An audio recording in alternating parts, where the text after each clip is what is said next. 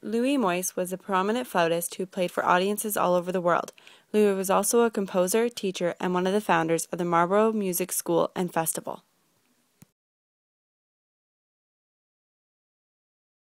Louis Moyse was born on August 14, 1912 in the Netherlands while his father was on tour.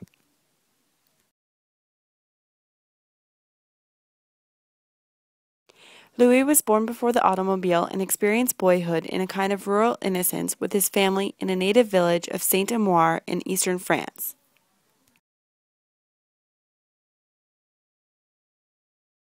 When Louis was older, he moved to Paris, where he studied flute and piano at the Paris Conservatory. While in Paris, Louis played in freelance orchestras that accompanied silent movies, was a regular in the orchestra at the Opera Comique, and recalls playing piano duets with Duke Ellington. The Moyse Trio. Marcel Moyse playing the flute, Louis on piano, and his wife playing the violin combined together to form the highly praised Moyse Trio. This trio was acclaimed as one of the most perfect ensembles of the day. The trio's many awards include the International Grand Prix de Disque, the ultimate recording prize. At the end of World War II, the Moyse Trio left a devastated France for a promised new school in America.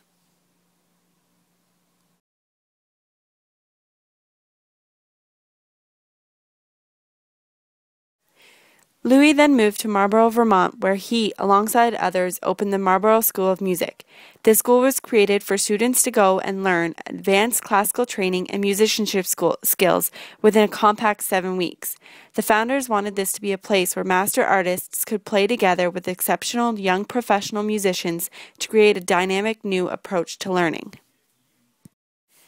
After a successful career as a solo flute performer, pianist in the Moyse Trio, and founder of the Marlborough School of Music, Louis moved to Boston to teach flute with the Faculty of Music at Boston University. After his time in Boston, Louis moved to the University of Toronto, where he again taught flute. This is where Louis met Penelope Clark, who is now Lakehead University's flute instructor and principal flautist with the Thunder Bay Symphony Orchestra. I had the privilege to sit down with Penny and talk to her about her own personal experiences with Louis and what she felt was his philosophy of teaching. Let's listen in.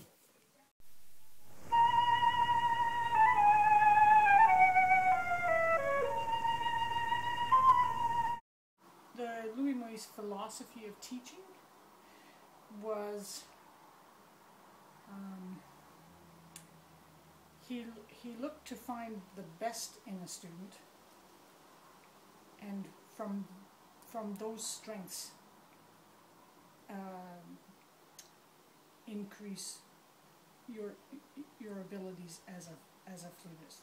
So augment your abilities as a flutist. So he was a very positive teacher.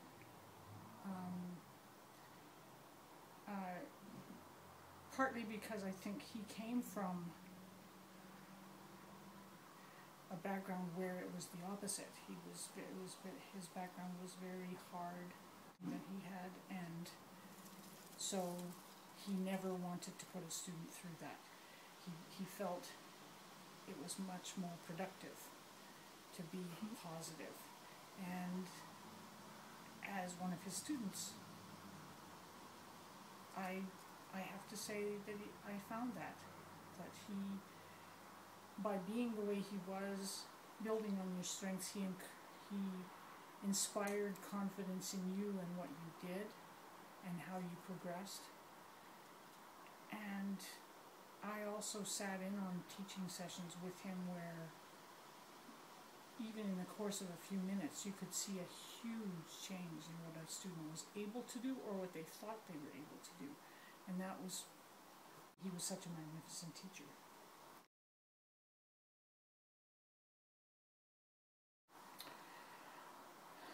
Well,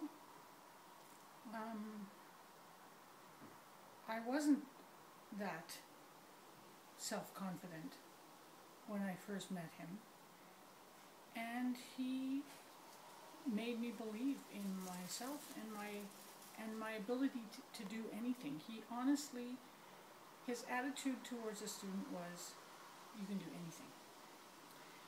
And not to encourage arrogance, but to encourage thinking and hard work. because anything is possible. And for me, it meant when I finished my undergraduate degree, I landed a job, which in the music business is very rare in an orchestra, and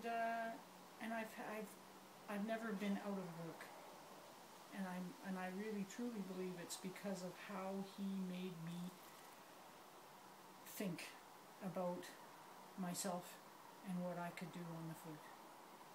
Perfect.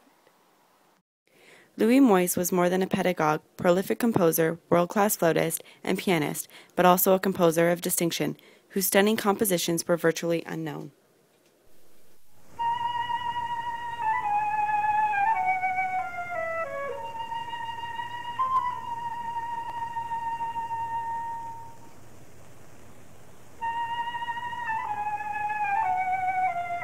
Penny learned so much from Louis in her time with him that she continued to take private lessons.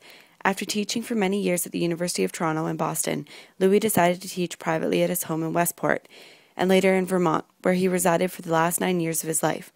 Louis also gave an annual master class in Saint-Amour, France, until 2005. Students from all over the world would take summers off and move to where Louis was, just so that they could study with him and gain from his great musical knowledge. Louis' philosophy of education was to focus on the strengths of his students, which would build their self-esteem. Louis would then go on to work on each student's weaknesses to help them develop as a musician. Louis instilled a positive attitude towards all of his students. Louis was the son of the famous French flute player Marcel Moyse. Marcel is still considered to be one of the most prolific flute players of all time.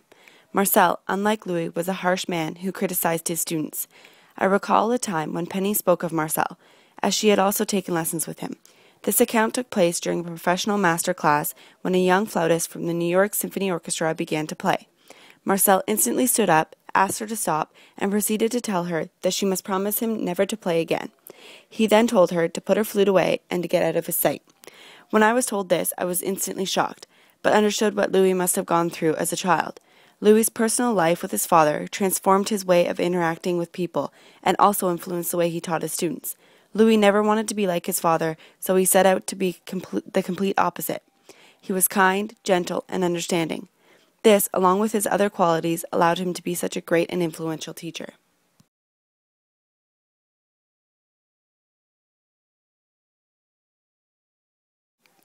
As mentioned prior, Louis was not only a teacher and a performer, but he was also a composer. Louis' compositions are greatly praised within the musical community. I studied from one of Louis' technique books while studying the flute. His approach to teaching is again seen through these techniques.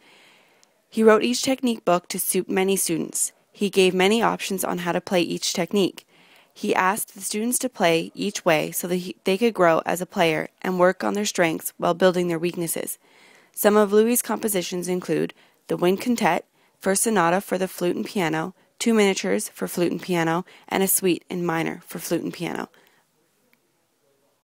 Louis also put together many collections. Some of these collections include Solo for the flute player with flute and piano, 12 Fantasias for flute, an album for flute duets with 2 flutes, and first solos for the flute player for a flute and piano.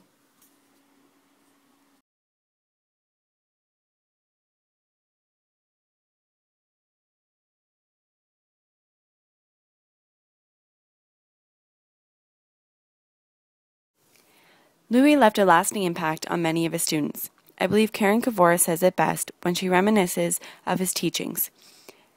Over this past weekend, I spent hours listening to my recorded coaching sessions with Louis.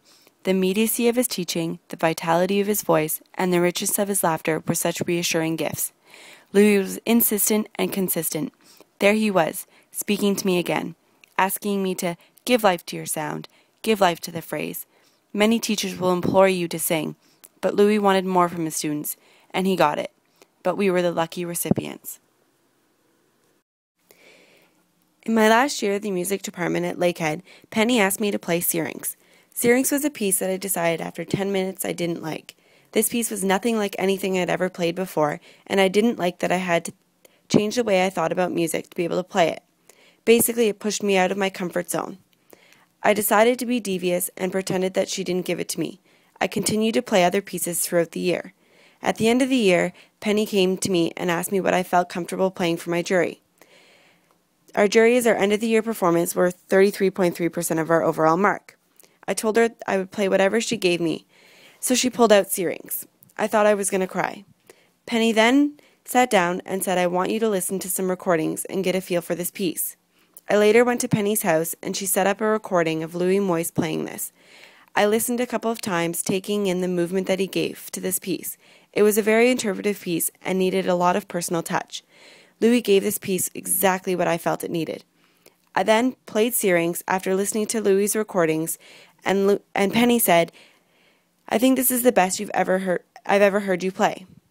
I believe Louis' influences live on through his legacy that he left, even though I've never actually met him. Some of Louis' most notable students include Karen Kavora, who is a Grammy-nominated flautist, Patricia Creighton, principal flautist in the Nova Scotia Symphony, Shelley Binder, who's a flute professor at the University of Tennessee, and Penelope Clark, who's a principal flautist at the Thunder Bay Symphony Orchestra and head instructor at Lakehead University.